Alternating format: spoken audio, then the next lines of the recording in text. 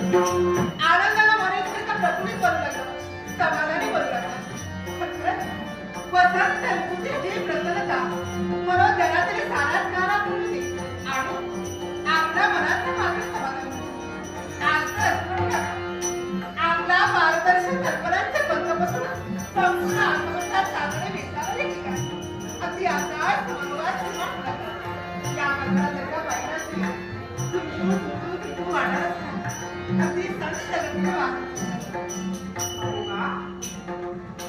पंखापासून नाचणारा मयूर पक्षी फळा फुलाने भरलेला हा आसमंत तुळतुळ वाहतदायी झाला पंख पसरून नाचे मयूर पिसारा फळा फुलाने भरला आसमंत सारा वसंत तू भरला सकल चराचरा उंच उंच पर्वतरांगा मध्यंतर डोकावणारा सूर्यनारायण आणि त्याचे ते सहस्र रश्मी किरण या तृणावर पडण्याच्या